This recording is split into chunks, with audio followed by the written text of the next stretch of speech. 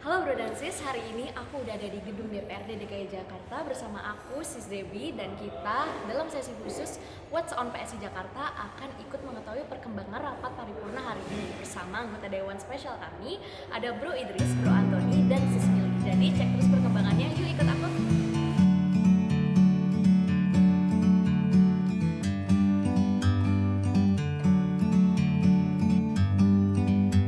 Baik, kembali lagi dengan What's on PSI Jakarta. Nah, di sini aku udah sama Bro Idris Ahmad selaku Ketua Fraksi PSI Jakarta. Nah, Bro, aku mau nanya nih mengenai rapat hari ini. Jadi, gimana sih pendapat Bro mengenai ketidakhadiran 7 partai lainnya dalam rapat interpelasi hari ini? Ya, pertama pasti sangat menyayangkan sikap dari 7 fraksi yang tidak hadir saat paripurna ini gitu. Pertama pasti paripurna ini kan sudah diagendakan, sudah merupakan bagian dari kegiatan kedewanan yang harusnya setiap anggota dewan bisa hadir dan harus hadir sebenarnya. Tapi balik lagi bahwa memang ini menunjukkan kepada masyarakat ya siapa yang ingin berpihak kepada masyarakat seharusnya menyampaikan gitu ya pandangannya di rapat-rapat resmi di DPRD DKI Jakarta. Jadi kalau dari gua sih poinnya adalah buat teman-teman yang lain gitu ya, mari kita manfaatkan forum-forum resmi seperti paripurna ini untuk menyatakan pendapat.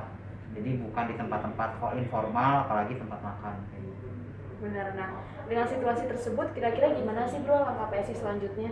Yang pasti kita akan terus menghidupkan gagasan untuk menginterpelasi. Artinya apa? Artinya untuk terus meminta penjelasan terkait pelaksanaan APBD DKI Jakarta. Karena apa? Karena formula ini sepenuhnya pakai APBD DKI Jakarta, dan ini uangnya warga Jakarta, uangnya rakyat Jakarta. Nah, jadi langkah selanjutnya pasti kita akan terus mengawal proses pengagendaan paripurna terkait interpelasi Formula E, tapi kita juga akan fokus terhadap pembahasan anggaran dan memastikan tidak ada pemborosan anggaran terkait Formula E kayak gitu ya, di anggaran perubahan maupun di APBD 2022 kayak gitu. Baik Bro Idris, nah dengan situasi hari ini nih, apakah fraksi PSI masih optimis interpelasi dapat terlaksana? Ya kalau optimisme harus terus dirawat ya, karena kami berjuang atas nama rakyat, jadi optimisme menjadi bahan bakar kami untuk terus berjuang. Tapi poinnya adalah kami tetap punya strategi agar yang tujuan utamanya kan bagaimana kita mengawal uang rakyat. Jadi gagasan cita-cita untuk terus menjadi pengawal uang rakyat ini yang akan terus kami hidupkan dan kami laksanakan sebagai anggota DPRD dari fraksi PSI. Gitu sih. Baik, terima kasih banyak Bro Idris. Itu aja pertanyaan dari aku kali ini. Nah, jadi Bro dan Sis, ditunggu terus kabar terbarunya dari PSI Jakarta mengenai kasus Formula E ini. Oke, bye.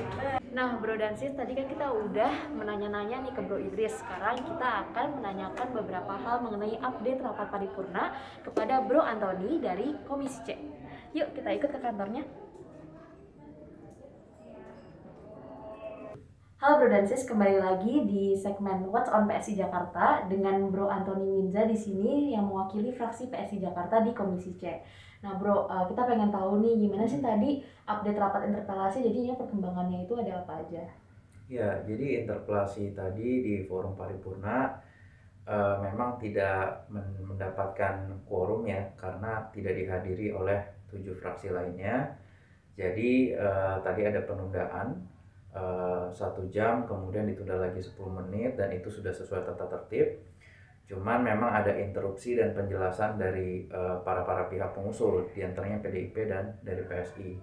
Di sana kami memang mempunyai hak ya untuk menjelaskan apapun, memberikan pendapat apapun, karena di tata tertib itu dijamin hak untuk berpendapat di dalam rapat-rapat. Setiap dewan punya hak untuk itu. Jadi kami di sana menyampaikan semua yang kami rasa perlu disampaikan terkait interpelasi ini dan alasan-alasannya. Baik, terima kasih Bro Antoni. Nah, gimana sih pendapat Bro Antoni sendiri mengenai 7 fraksi yang tidak hadir pada rapat paripurna tadi? Ya, sebenarnya kalau ketidakhadiran mereka sebenarnya itu merupakan 100% hak dari setiap fraksi yang ada ya. Hanya saja kami merasa bahwa bisa dikatakan interpelasi ini sangat penting gitu. Jadi kalau mau menolak pun itu disediakan forum yang sangat terhormat, yaitu di rapat paripurna, dan tidak pernah ada satupun yang bisa melarang pihak-pihak tersebut untuk menolaknya di ruang rapat gitu. Jadi saya rasa sangat baik kalau proses demokrasi ini dilakukan di ruang-ruang formal, dan tentu kami juga akan sangat menghargai kalau mereka datang, 7 fraksi datang dengan membawa pesan kami menolak interpelasi silahkan, tetapi biar direkam dalam suatu notulensi yang resmi, ada baiknya di dalam rapat-rapat resmi. Nah, oke Bro Antoni. Nah, dengan situasi tersebut, kira-kira bagaimana sih langkah PSI selanjutnya? Apakah PSI masih optimis interpelasi dapat terlaksanakan? Ya, sebenarnya keputusan fraksi-fraksi tersebut kan ada di tangan mereka ya, untuk mau akhirnya berubah pikiran atau tidak gitu. Tetapi tentunya kami sebagai wakil rakyat tidak bisa berhenti begitu saja. Kami sudah mengemban amanah suara dari rakyat untuk memperjuangkannya. Jadi yang menjadi tujuan kami adalah berprogres. Apakah tujuannya itu berhasil atau tidak, itu bukan menjadi fokus utama, tetapi kami harus berusaha dulu. Hasil itu udah urusan yang kuasa dan juga pihak-pihak yang kita nggak bisa paksakan kehendaknya. Jadi PSI nggak akan berhenti berusaha dan biarkan prosesnya rakyat yang melihat. Baik, mungkin terakhir nih Bro Antoni, apa sih pesan kepada rakyat yang terus mendukung PSI dalam proses interpelasi ini? Ya, pesan-pesannya tentunya terus dukung kami, kawal juga partai-partai lain tentunya untuk bisa semakin amanah ya, untuk bisa semakin menyuarakan aspirasi. Karena interpelasi ini kan tidak datang dari dewan. Interpelasi ini datang dari suara masyarakat. Kami turun ke reses, kami turun ke masyarakat dalam kegiatan-kegiatan rutin kami mendapatkan suara-suara yang seperti itu. Dikatakan bahwa tolong dong PSI kan sudah kami pilih, tolong dong suarakan, kami mau menolak Formula E, atau setidaknya pertanyakan itu. Begitu kami melihat di tata tertib apa yang bisa kami lakukan untuk mempertanyakannya, karena Pak Anies tidak pernah datang untuk di rapat-rapat pembahasan anggaran, maka forum yang paling tepat adalah dimulai dari interpelasi. Jadi kami tidak ada niat untuk menjatuhkan, karena kalau kami mau langsung seakan-akan mau impeachment gubernur gitu ya, itu mungkin kita angket gitu. Ini kan interpelasi, hanya bertanya. Dan kami bingung kenapa ketika bertanya dikatakan seakan-akan kok kayak Pak Gubernur nggak punya waktu atau apa untuk hadir gitu. Dan saya mendapatkan informasi hari ini Pak Gubernur malah sedang mengunjungi ada kegiatan Hari Rabies sedunia. Ya saya pikir mungkin itu juga penting, cuman saya rasa interpelasi ini juga penting juga gitu. Dan kalau menurut hemat saya, seharusnya Pak Gubernur bisa menjawab ini di forum-forum yang resmi. Baik, terima kasih banyak Bro Antoni atas waktunya. Semangat terus kawal suara rakyat. Semangat untuk PSI Jakarta. Nah, sekarang kita mau ke ruangan Sis Mili, salah satu anggota Dewan Perempuan kita yang super keren. Jadi kita langsung tanya aja yuk ke kantornya langsung. Nah, ini dia kantornya Sis Mili.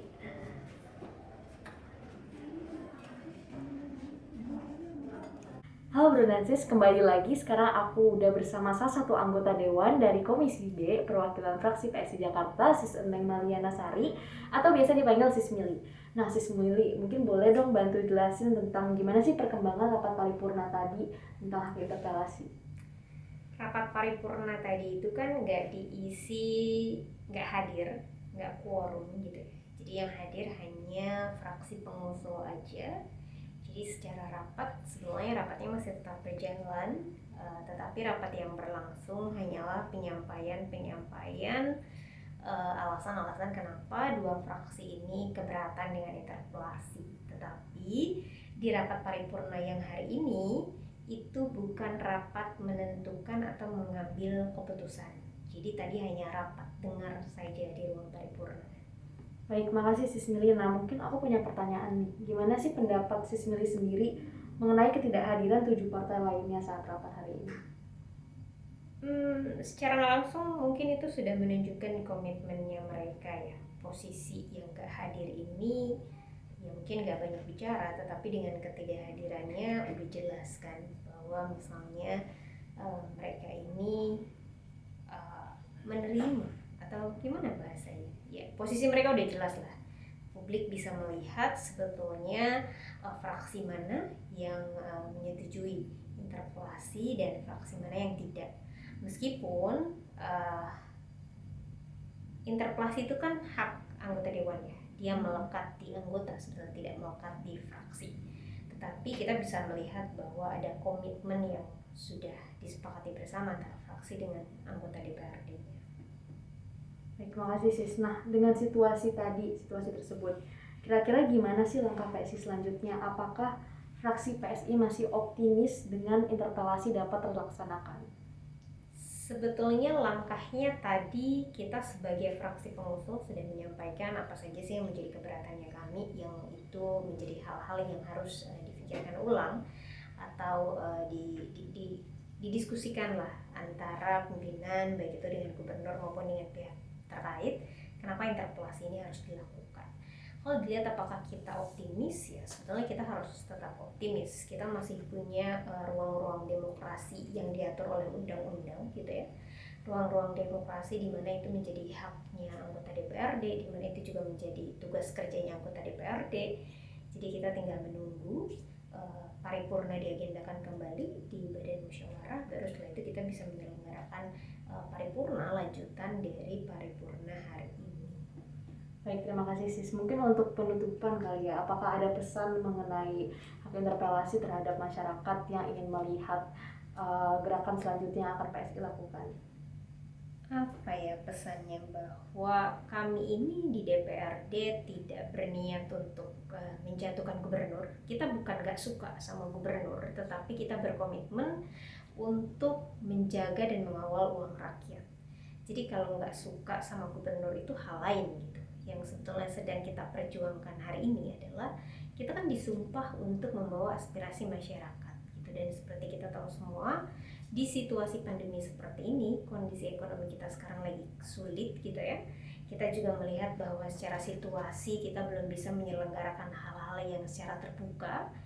Jadi ya kita di sini sedang berjuang untuk warga Jakarta. Jadi tetap dukung fraksi PSI khususnya agar gimana interpelasi tidak menggunakan APBD atau tidak menggunakan uangnya warga Jakarta.